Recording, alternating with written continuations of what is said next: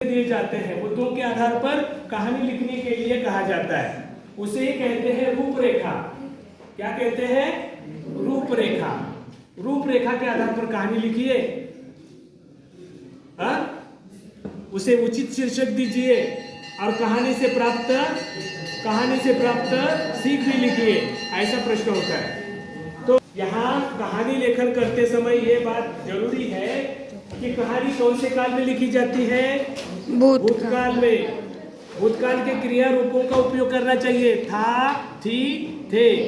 इन क्रिया रूपों का उपयोग करके हमें कहानी लिखनी चाहिए। सबसे पहले मुद्दों का वाचन करके कहानी का विषय समझ ले, विषय से संबंधित शीर्षक लिखिए, या पात्र जो कहानी के हैं उसके संबंधित शीर्षक लिखे तो भी चलता है। समझते हो ना?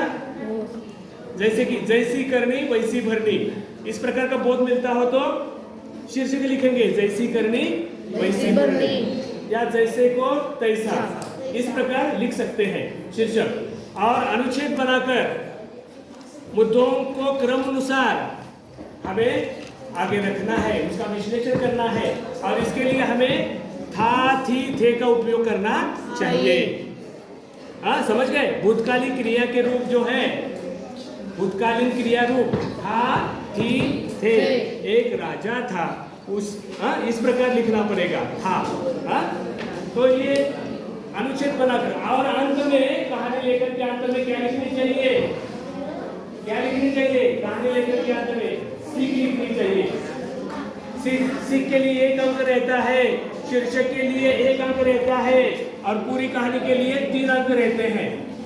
तो 5 अंकों के लिए कहानी लेखन होता है। और तीसरा घटक जो है वृत्तांत लेखन।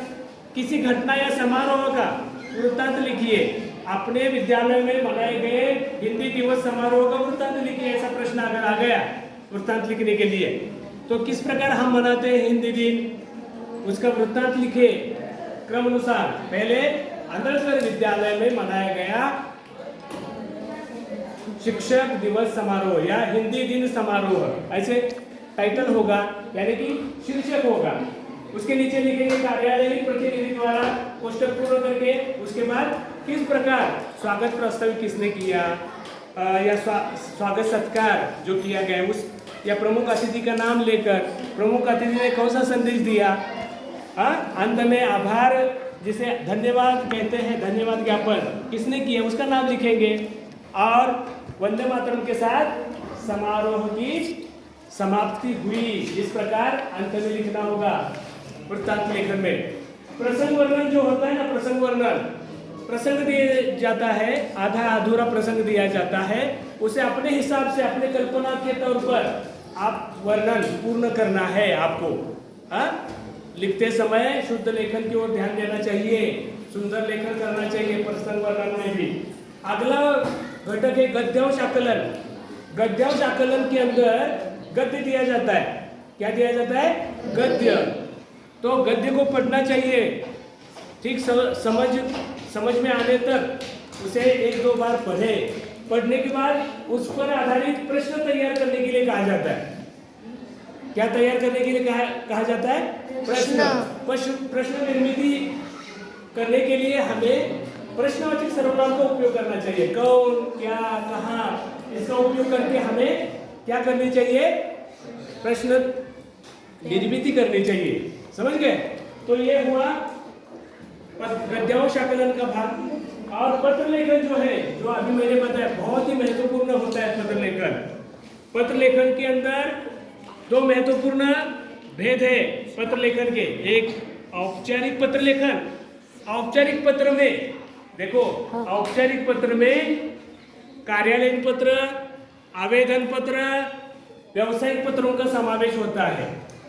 समझ गए? प्रति या सेवा में लिखकर, यहाँ समझिए हम पुस्तकें मंगा रहे हैं, अजंठा पुस्तकालय कोल्हापुर, प्रति व्यवस्थापक अजंठा पुस्तकालय कोल्हापुर, उसके नीचे फिर अजंठा वहाँ लिखेंगे व्यवस्थापक अजंठा का पुस्तकालय @gmail.com ईमेल लिखना पड़ता है। उसके बाद विषय, पुस्तकें मंगाना, उसके नीचे फिर महोदय, और कौन कौन सी पुस्तकें हम मंगा रहे हैं उसकी सूची लिखेंगे। अंत में भवदीय प्रश्न में जिसका नाम दिया है उसका नाम लिखे, और उसके नीचे फिर पूरा पता, उसके नीचे फिर क्या होता है, ईमेल आईडी लिखनी चाहिए। इस प्रकार ईमेल पत्र आ गया है, समाज के पास से ही उसकी शुरुआत करनी है। ईमेल पत्र की सबसे पहले ऊपर हमें दिनांक लिखनी चाहिए। यह हुआ कौन सा पत्र, औपचारिक पत्र, व्यावसायिक पत्र, कार्यालयीन पत्र उसे कहते हैं। और दूसरा भेद है अनौपचारिक पत्र। अनौपचारिक पत्र यानी घरेलू पत्र, पिताजी को लिखा जाने वाला पत्र, मित्र को लिखा जाने वाला पत्र, सहेली को लिखा जाने वाला पत्र, ये है अनौपचारिक पत्र।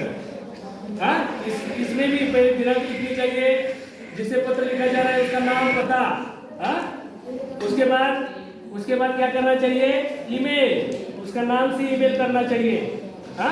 समझ गए, नाम से ईमेल लिखना चाहिए @gmail.com। उसके बाद प्रिय मित्र, सेपरेट नंबर से क्यों पत्र लिखा जा रहा है मित्र को वो लिखे, और अंत में तुम्हारा मित्र नाम लिखना चाहिए। योगेश, समझिए योगेश नाम है उसका। उसके बाद उस योगेश का पूरा नाम, उसके बाद पता, उसके बाद ईमेल आईडी, भेजने वाले का, पत्र लिखने वाले का भी ईमेल आईडी लिखना चाहिए, पत्र पाने वाले का भी ईमेल आईडी लिखना चाहिए अंत में।